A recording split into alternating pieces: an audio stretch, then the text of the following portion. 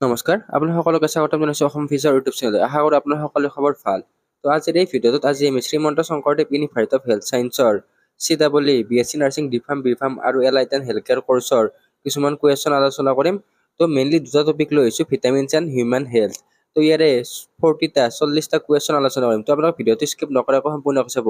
তো এইটো 13 number part হ'ব। আগতে অলৰেডি 12টা পাৰ্ট আৰু চেম্পল পেপাৰৰ ভিডিঅ' দিয়া আছে। আপোনালোকে এই ভিডিঅ'বিলাক আমাৰ চেনেল বা প্লেলিষ্টৰ পৰা চাই ল'ব পাৰিব।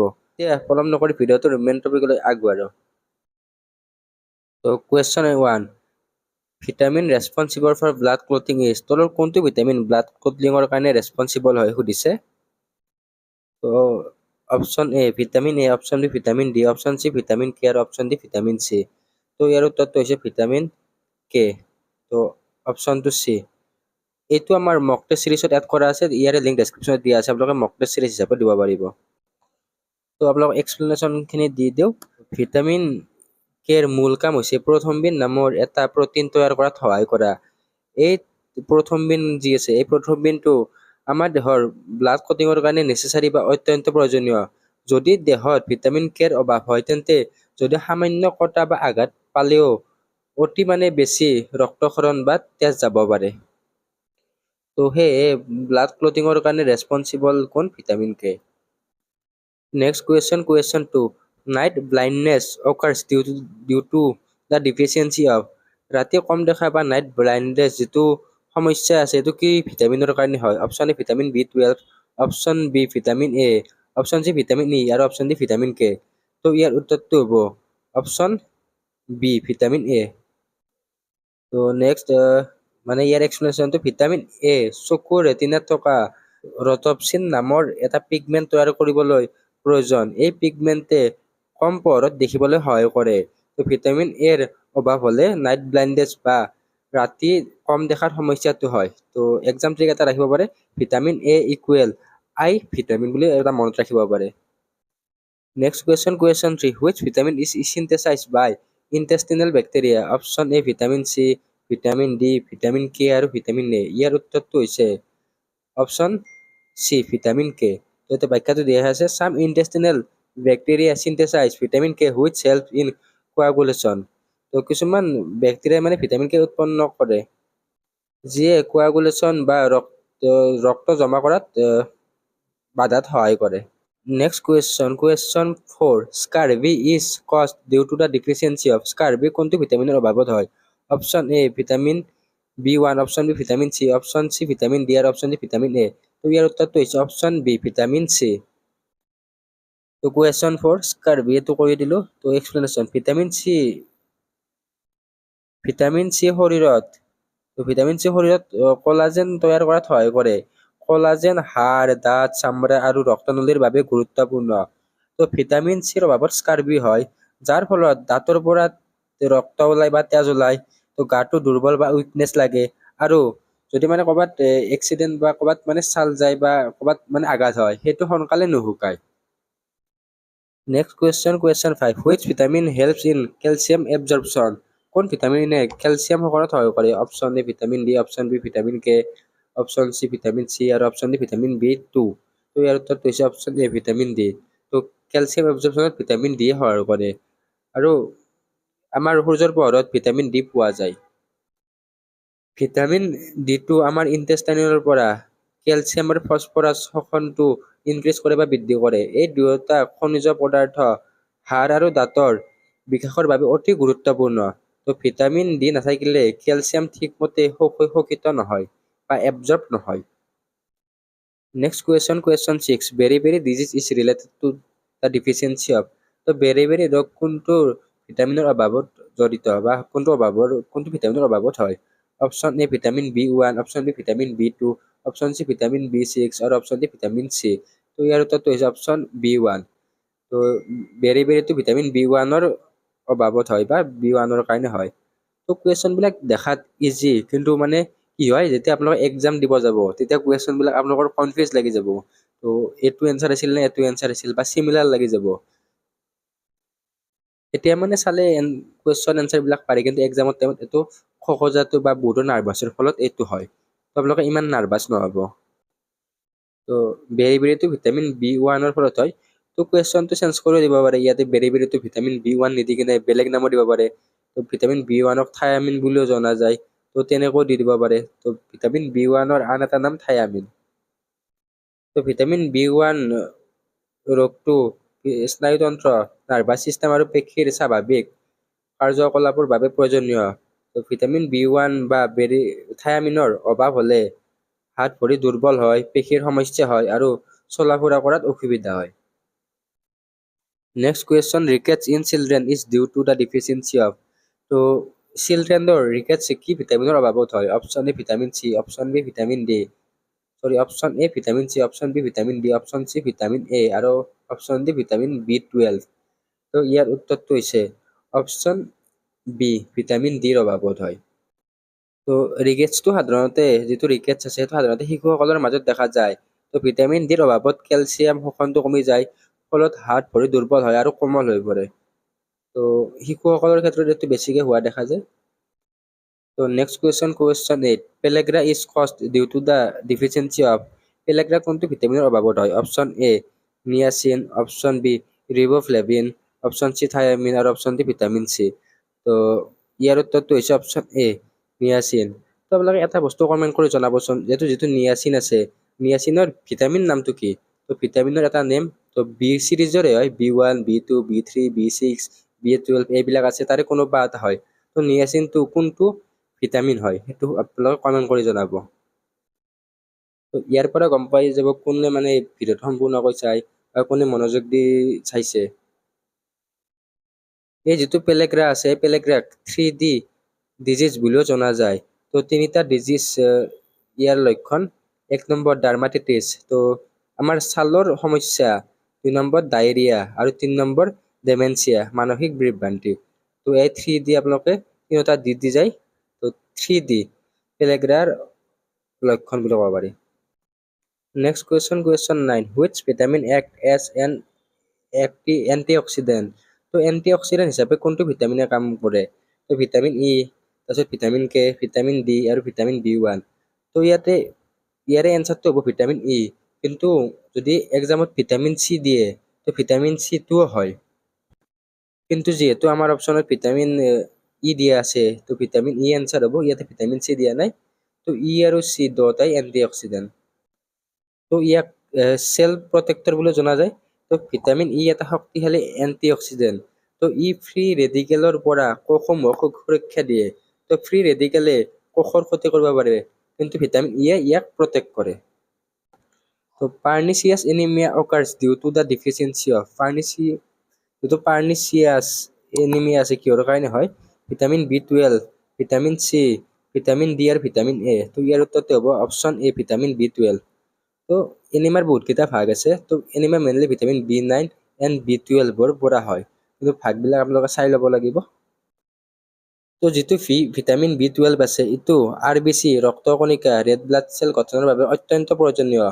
তো ইয়াৰ অভাৱত তো পাৰ্নিচিয়াছ এনিমিয়া হ'ব পাৰে। ভিটামিন B12ক ব্লাড প্লাছ ব্ৰেইন ভিটামিন বুলিও জনা যায়। তো ব্লাড প্লাছ ব্ৰেইন ভিটামিন বুলিও জনা যায়। আপোনালোকে SSC, CEE এণ্ড GNM নাৰ্ছিঙৰ এণ্ট্ৰেন্স এক্সাম দিম বুলি ভাবি আছে নেকি? তেনেহ'লে আপোনালোকে আমাৰ ই বুক আৰু মক টেষ্ট চিৰিজ লৈ ল'ব পাৰিব। তো CEE ই বুকত আৰু মক টেষ্ট চিৰিজত 5,000তকৈ অধিক MCQ এনচাৰ আছে, আৰু GNM নাৰ্ছিঙৰ e book and mock test চিৰিজত 3,000তকৈ অধিক MCQ এনচাৰ আছে। তো ইয়াতে আপোনালোকে ইংৰাজী আৰু অসমীয়া দুটা মাধ্যমতে কুৱেশ্যন বিলাক পাব। তো প্ৰিভিয়াছ ইয়াৰ মেমৰি বেছ কুৱেশ্যনো আছে। তো লিমিটেড অফাৰ হয়, অতি শীঘ্ৰে আপোনালোকে লৈ ল'ব। তো এই ই বুক আৰু মক টেষ্ট চিৰিজে আপোনালোকৰ প্ৰিপাৰেশ্যনটো তীব্ৰ গতিত আগবঢ়াই নিয়াত সহায় কৰিব। আপোনালোকে এই ই বুক এণ্ড মক টেষ্ট চিৰিজখিনি হোৱাটছএপৰ জৰিয়তে ল'ব পাৰিব আৰু আমাৰ ৱেবছাইটৰ জৰিয়তে ল'ব পাৰিব। লিংক ডেছক্ৰিপশ্যনত দিয়া আছে। অলৰেডি বহুত ষ্টুডেণ্টে এনৰলমেণ্ট হৈ লৈছে, তো আপোনালোকে পলম নকৰি এতিয়াই কণ্টেক্ট কৰক। Next question 11, which vitamin is also' known as ascorbic acid. তো কোনটো ভিটামিনক এছকাৰ্বিক এচিড বুলি জনা যায়? Option A vitamin A, vitamin B, vitamin C আৰু ভিটামিন ডি। তো ইয়াৰ উত্তৰটো হৈছে অপশ্যন চি ভিটামিন চিক এছকাৰ্বিক এচিড বুলিও জনা যায়। তো ভিটামিন চিৰ বৈজ্ঞানিক নাম হৈছে এছকাৰ্বিক এচিড। তো এই যিটো SSC, CEE এণ্ট্ৰেন্স এক্সাম আছে, এই এণ্ট্ৰেন্স এক্সামত ভিটামিন চি আৰু ভিটামিন ডিৰ কথা সোধে। তো আপোনালোকে এইকেইটা কুৱেশ্যন চাব বাৰু ভালকৈ। তো ই শৰীৰৰ যিটো এছকৰ্বিক এচিড বা ভিটামিন চি আছে, শৰীৰৰ কোলাজেন তৈয়াৰ কৰাত সহায় কৰে। তো ই ৰোগ প্ৰতিৰোধ ক্ষমতা বৃদ্ধি কৰে আৰু আমাৰ ঘাঁ বা ছাল তাল গ'লে মানে বডিত মানে কিবা আঘাত হ'লে এইটো সোনকালে শুকুৱাত সহায় কৰে। Next question 12. Hair ophthalmia is caused due to the deficiency of option A. তো vitamin A, option B vitamin D, option C vitamin C আৰু option D ভিটামিন E.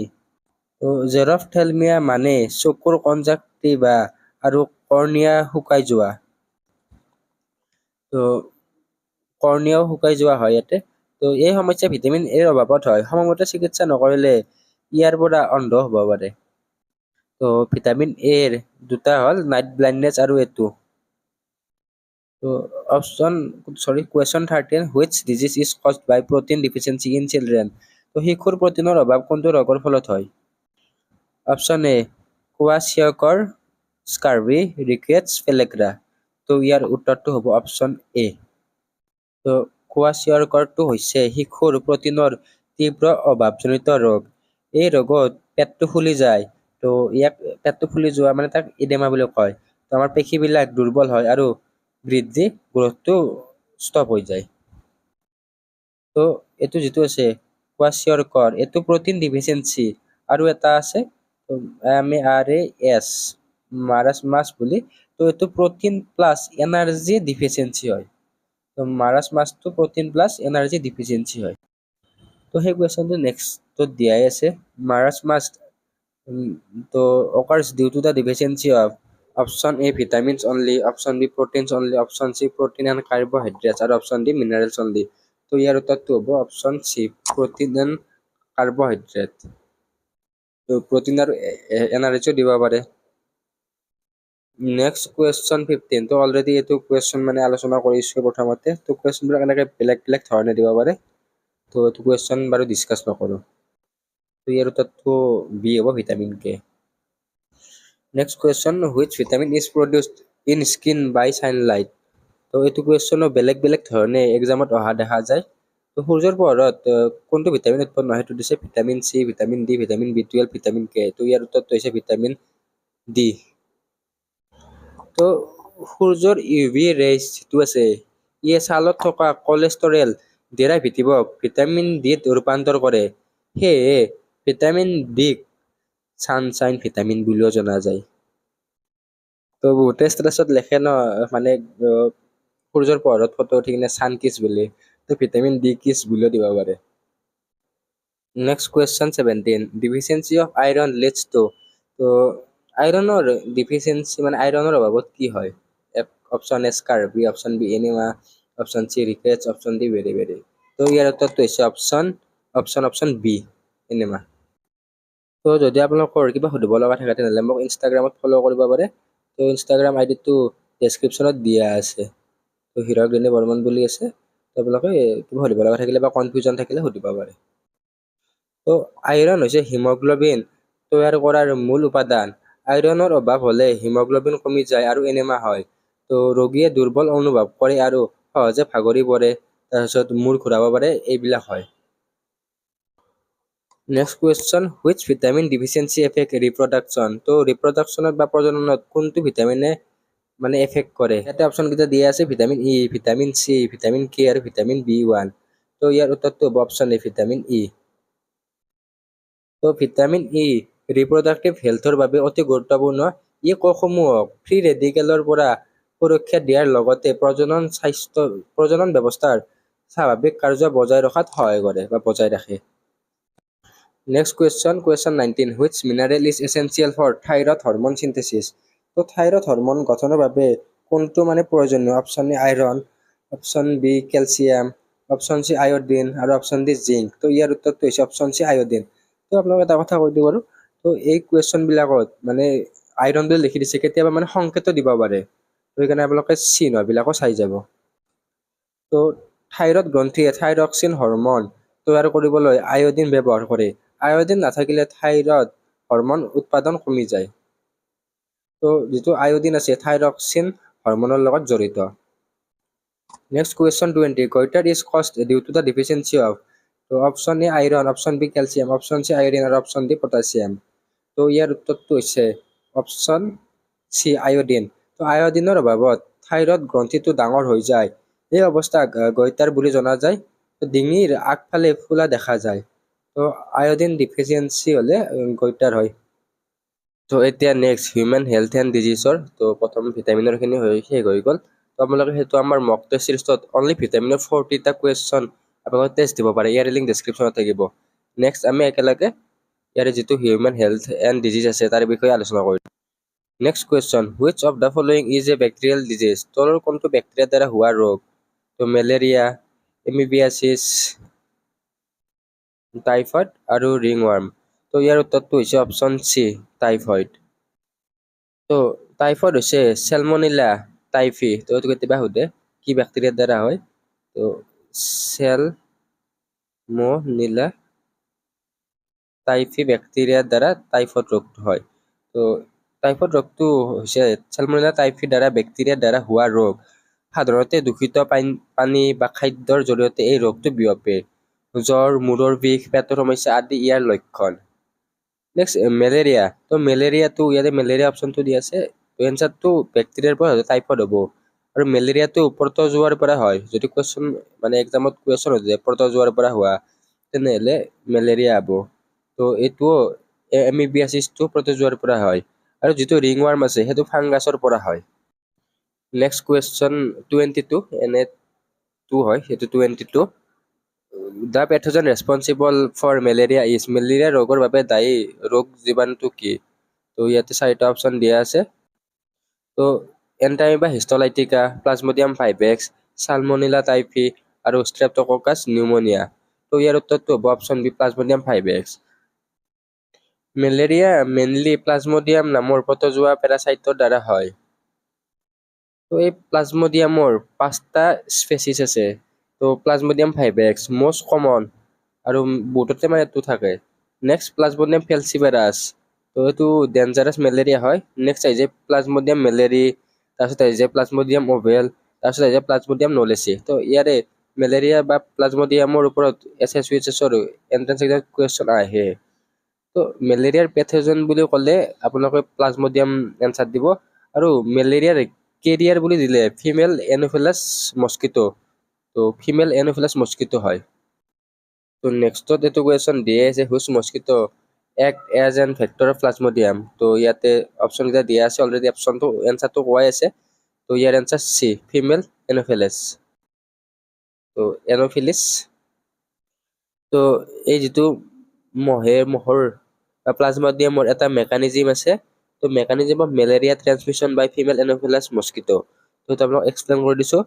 তো যেতিয়া ফিমেল এনোফিলাছ মস্কিটোৱে এটা অলৰেডি মানে মেলেৰিয়া হৈ থকা মানুহক কামোৰে, তো তেতিয়া আক্ৰান্ত মানুহ আছে সেই মানুহটোৰ প্লাজমডিয়াম গেমেটোচাইটছ মহৰ দেহত যিটো মহে কামোৰে সেই মহটোৰ ভিতৰত প্ৰৱেশ কৰে। তো নেক্সট 2 নম্বৰ, মহৰ দেহত এই প্লাজমডিয়ামটো যৌন প্ৰজনন কৰে বা ৰিপ্ৰডাকশ্যন কৰে। কিছুদিনৰ পিছত স্পৰজইটছ গঠন হয় আৰু মহৰ লাৰটি বা চেলিভাৰী গ্ল্যাণ্ডলৈ বা গ্ৰন্থিলৈ যায়। নেক্সট যেতিয়া এই মহটোৱে এটা হেল্থি পাৰ্চন, তো যাৰ মেলেৰিয়া হোৱা নাই, তাক কামোৰে, সেই লালটিৰ দ্বাৰা, তো মহৰ লালটিৰ দ্বাৰা স্পৰজচাইটছটো সুস্থ ব্যক্তিজনৰ দেহত যায়। এই যি স্পৰজইটছ আছে এই লিভাৰত দেহত যায় আৰু ই বহুগুণ বৃদ্ধি পায়। তাৰপিছত প্লাজমডিয়াম ৰক্তৰ তো তেজৰ RBCৰ প্ৰৱেশ কৰে আৰু RBCত বৃদ্ধি হয়। তাৰ ফলত RBCটো ফাটি যায়। তো ইয়াৰ ফলত দেখা দিয়ে জ্বৰ, কঁপনি, ঘাম হোৱা আদি। তো এইবিলাকে মেলেৰিয়াৰ লক্ষণ। ইনফেক্টেড পাৰ্চনক ফিমেল এনোফিলাছ মহে কামুৰিছে, তাৰপিছত স্পৰজইটছ ডেভেলপ হৈছে মহটোৰ তাতে। নেক্সট হেল্থি পাৰ্চন এটা কামুৰিছে, তো এইটো লিভাৰত গৈ বৃদ্ধি পাইছে, তাৰপিছত RBCটো ধ্বংস হৈছে, তাৰপিছত নেক্সট মেলেৰিয়া হৈছে। তো এনেকুৱা এটা আপোনালোকে চিম্পলি বুজি ল'ব। তো বুজোৱাত নহ'ব পাৰে, কিন্তু আপোনালোকে এটলিষ্ট বুজি ল'ব আৰু। Next question, Widal test is use for the diagnostic of. ইয়াতে অপশ্যন কেইটা দিয়া আছে। ৱাইডেল টেষ্টটো কিহৰ ৰোগ নিয়ন্ত্ৰণৰ বা কোনটো ৰোগ নিৰ্ধাৰণ কৰিবৰ কাৰণে টেষ্ট কৰা হয়? নিউমোনিয়া, টাইফয়েড, টিউবাৰকুলোচিছ আৰু মেলেৰিয়া। তো ইয়াৰ উত্তৰটো হ'ব অপশ্যন বি, টাইফয়েড। তো ৱাইডেল টেষ্টটো টাইফয়েড বা পেৰাটাইফয়েড ৰোগ চিনাক্ত কৰিবৰ কাৰণে ব্যৱহাৰ কৰা এটা ব্লাড টেষ্ট হয়। এই পৰীক্ষাত সালমনেলা টাইফিৰ বিৰুদ্ধে এণ্টিবডি আছে নে নাই সেইটো চোৱা হয়। Next, which of the following is a physical barrier of innate immunity? তো জন্মৰোগ প্ৰতিৰোধ ক্ষমতাৰ ভৌতিক বাধাৰ উদাহৰণ কোনটো? অপশ্যন এ স্কিন, তাৰপিছত মিউকাছ, লাইচোজম আৰু টিয়াৰ্ছ। ইয়াৰ উত্তৰ হৈছে অপশ্যন এ স্কিন বা ছাল। স্কিন হৈছে প্ৰথম ফিজিকেল বেৰিয়াৰ যিয়ে ৰোগ জীৱাণুক শৰীৰত প্ৰৱেশ কৰিবলৈ বাধা দিয়ে। Next question, antibodies are produce by. Antibody কোনটো কোষৰ দ্বাৰা উৎপন্ন হয়? Option A red blood cells, RBC, তাৰপিছত হেল্পাৰ টি চেলছ, তাৰপিছত প্লাজমা চেলছ আৰু চাইটোটক্সিক টি চেলছ। ইয়াৰ উত্তৰ হৈছে অপশ্যন চি প্লাজমা চেলছ। তো বি লিম্ফোচাইট সক্ৰিয় বা এক্টিভ হোৱাৰ পিছত প্লাজমা চেললৈ পৰিণত হয় বা ৰূপান্তৰ হয়। এই প্লাজমা চেলে এণ্টিবডি উৎপন্ন বা প্ৰস্তুত কৰে। Next question 7, active immunity means. তো সক্ৰিয় প্ৰতিৰোধ ক্ষমতা মানে কি? তো ইয়াৰ উত্তৰটো হ'ব উত্তৰ B, body produce its own antibodies after exposure. যেতিয়া শৰীৰে নিজে এণ্টিবডি উৎপন্ন কৰে তাক এক্টিভ ইমিউনিটি বোলে। ই ইনফেকশ্যন বা ভেকচিনেশ্যন দুয়োটাৰ পিছত হ'ব পাৰে। তো এক্টিভ হ'লে অন এণ্টিবডি প্ৰডাকশ্যন হ'ব। Next question, which of the following is N auto immune disease? তলৰ কোনটো স্বপ্ৰতিৰোধী ৰোগ হয় সেনেকৈ সুধিছে। তলৰ কোনটো মানে অটো ইমিউন ডিজিজ? তো ইয়াৰ উত্তৰ হ'ব option C rheumatoid arthritis. Next question, HIV primarily attacks which cells in the human body? তো HIV এইটো কুৱেশ্যন আগতে দি আছে বাৰু। তো RBC, তাৰপিছত হেল্পাৰ টি লিম্ফোচাইট, তাৰপিছত বি লিম্ফোচাইট আৰু প্লেটেলেটছ। তো ইয়াৰ উত্তৰটো হ'ব অপশ্যন বি হেল্পাৰ টি চাইট। তো HIV ভাইৰাছে CD4 প্লাছ হেল্পাৰ টি চেলছক আক্ৰমণ কৰে। তো যাৰ ফলত ইমিউন চিষ্টেম দুৰ্বল হৈ পৰে আৰু এইডছৰ সৃষ্টি হয়। Next question, the full form of Alyssa is. তো এইটো কুৱেশ্যন আগতে দিয়া আছে। তো এলিছাৰ ফুল ফৰ্ম কৈ দিছে। তো এনজাইম লিংক ইমিউনো চৰ্বেণ্ট আছে। তো এলিছা হৈছে এণ্টিজেন বা এণ্টিবডি চিনাক্ত কৰাৰ লেবৰেটৰী টেকনিক। তো HIV টেষ্টিঙত এলিছা বহুলভাৱে বা বহুতে মানে ব্যৱহাৰ কৰা হয়। Next question, which of the following is a sexually transmitted disease বা STD? তো কেতিয়াবা STDৰ ফুল ফৰ্মো সোধে। STD মানে সেক্সুৱেলি ট্ৰান্সমিটেড ডিজিজ। তো option A hepatitis B, option B typhoid, option C cholera আৰু অপশ্যন ডি মেলেৰিয়া। তো ইয়াৰ উত্তৰটো হ'ব অপশ্যন বি হেপাটাইটিছ বি। তো হেপাটাইটিছ বি এটা ভাইৰাছ জনিত ৰোগ যিয়ে হেপাটাইটিছ বি ভাইৰাছৰ দ্বাৰা হয়। ই যৌন সংস্পৰ্শ, নেক্সট আক্ৰান্ত মানুহৰ ব্লাড ট্ৰান্সফিউজন আৰু মাকৰ পৰা সন্তানলৈ হ'ব পাৰে। তো ইয়াৰ ৰিজনকেইটা ছেক্সুৱেল ইণ্টাৰক'ৰ্চ, নেক্সট আহি গ'ল তো কাৰোবাৰ যদি হৈ আছে তাৰ পৰা ব্লাড ট্ৰান্সফিউজন কৰা হয়। তো যাৰ তাতে ব্লাড ট্ৰান্সফিউজন বা ব্লাড ট্ৰান্সফাৰ কৰা হয় তো হ'ব পাৰে। নেক্সট মাকৰ পৰা বাচ্ছালৈ। নেক্সট হেপাটাইটিছ বিটো STD হয়। নেক্সট টাইফয়েডটো অলৰেডি কৈ দিলোঁ, দূষিত খাদ্য আৰু পানীৰ পৰা হয়। নেক্সট কলেৰাটো হয় দূষিত পানীৰ পৰা আৰু মেলেৰিয়াটো অলৰেডি ক'লোঁ ফিমেল এন'ফিলাছ মস্কিটোৰ পৰা। Next question, cancer cells can be destroyed by. তো কেঞ্চাৰ বা কৰ্কট কোষবোৰ বা চেলবোৰ কেনেকৈ নষ্ট কৰিব পাৰি? Option A chemotherapy, 2 number radiotherapy, option C both A and B আৰু অপশ্যন ডি এটাও নহয়। তো ইয়াৰ উত্তৰটো হ'ব option C both A and B, chemotherapy আৰু ৰেডিঅ'থেৰাপি। তো কেম'থেৰাপিটো এণ্টি কেঞ্চাৰ ড্ৰাগ ব্যৱহাৰ কৰা হয়। তো কেম'থেৰাপিত এণ্টি কেঞ্চাৰ ড্ৰাগ ব্যৱহাৰ কৰা হয় আৰু ৰেডিঅ'থেৰাপিত হাই এনাৰ্জি ৰেডিয়েশ্যন ব্যৱহাৰ কৰি কেঞ্চাৰ চেল নষ্ট কৰা হয়। Next, innate immunity includes. তো জন্মগত প্ৰতিৰোধ ক্ষমতাত অন্তৰ্ভুক্ত ফিজিকেল বেৰিয়াৰ, ফিজিঅলজিকেল বেৰিকেল আৰু চেলুলাৰ বেৰিয়াৰ্ছ আৰু option D all of this. তো ইয়াৰ উত্তৰটো হ'ব গোটেইকেইটা, অপশ্যন ডি। তো যিটো ইনেট ইমিউনিটি আছে তো সেইটো জন্মগত সুৰক্ষাত ইয়াৰে 3টা মূল পাৰ্ট থাকে। ফিজিকেল বেৰিয়াৰত স্কিন আহি যায়। নেক্সট ফিজিঅলজিকেল বেৰিয়াৰত আহি যায় ষ্টমাক এচিড, টিয়াৰ্ছ মানে চকু পানী। নেক্সট চেলুলাৰ বেৰিয়াৰ তো WBC, মেক্ৰফেজ এইকেইটা। Next question, which of the following is an example of passive immunity? তলৰ কোনটো পেছিভ ইমিউনিটিৰ এক্সাম্পল সুধিছে? ভেকচিনেশ্যন, ব্ৰেষ্ট ফিডিং বা colostrum, infection recovery, both A and C। তো ইয়াৰ উত্তৰটো হ'ব option B breast feeding, colostrum. তো পেছিভ ইমিউনিটিয়ে শৰীৰত নিজে এণ্টিবডি প্ৰডিউচ কৰিব নোৱাৰে, আনৰ পৰা এণ্টিবডি লহে বা লাভ কৰে। তো কলেষ্ট্ৰম মাকৰ প্ৰথম গাখীৰত IgA এণ্টিবডি, তো IgA এণ্টিবডি থাকে যিয়ে শিশুক সুৰক্ষা দিয়ে। নেক্সট ভেকচিনেশ্যন আৰু ইনফেকশ্যন ৰিকভাৰীটো এক্টিভ ইমিউনিটি। নেক্সট কুৱেশ্যন উচ্চ বেৰিয়া ব্ৰেংকফটি দ্য ডিজিজ কোনটো ৰোগৰ দ্বাৰা সুধিছে দ্য ডিজিজ কজ বাই উচ্চ বেৰিয়া ব্ৰেংকফটি ইজ অপশ্যন এ তো ইলিফিনাটিয়াছিছ হাতীপদা ইয়াৰ উত্তৰটো। Question 16. Which cell release histamine during allergic reaction? Option A mast cell, তাৰপিছত neutrophils, eosinophils আৰু RBC বা red blood cells. তো কোনটো মানে হিষ্টামিন প্ৰডিউচ কৰে এলাৰ্জিক ৰিয়েকশ্যনত যিটো মোৰ এতিয়া হৈ আছে। তো যেতিয়া এলাৰ্জেন শৰীৰত প্ৰৱেশ কৰে মাষ্ট চেল সক্ৰিয় হয় আৰু হিষ্টামিন মুক্ত কৰে। ইয়াৰ উত্তৰটো হ'ব অপশ্যন এ মাষ্ট চেল। তো হিষ্টামিনৰ ফলত হাঁচি, খজুৱতি, চকু পানী ওলোৱা আৰু নাকৰ পৰা পানী ওলোৱা হয়। তো মই এই ভিডিঅ'টো যেতিয়া বনাই আছো এতিয়া তো মোৰ এই গোটেইকেইটা একেলগে হৈ আছে। তো চৰ্দি লাগি আছে, চকুৰ পানী ওলাই আছে আৰু অলপমান চৰ্দিও লাগি আছে। Next question the term antibody was coined by তো এণ্টিবডি শব্দটো কোনে সৃষ্টি কৰিছিল? তো ইয়াৰ উত্তৰটো হ'ব option A Paul Ehrlich. Next question which immunoglobulin is mainly responsible for allergic response? Allergic প্ৰতিক্ৰিয়াৰ বাবে মুখ্যতঃ দায়ী ইমিউনোগ্লোবিন কোনটো? Option A IgA, IgD, IgE আৰু অপশ্যন ডি IgM। তো ইয়াৰ উত্তৰটো হৈছে অপশ্যন চি IgE। তো IgE হৈছে এলাৰ্জিৰ বাবে মুখ্য এণ্টিবডি IgE। তো যেতিয়া IgE মাষ্ট চেলৰ লগত সংযুক্ত হয় হিষ্টামিন মুক্ত হয় আৰু এলাৰ্জি দেখা দিয়ে। তো ইয়াৰে যিটো IG মানে ইমিউনোগ্লোবিন আৰু ই মানে হৈছে ইমাৰ্জেঞ্চি এলাৰ্জি এণ্টিবডি।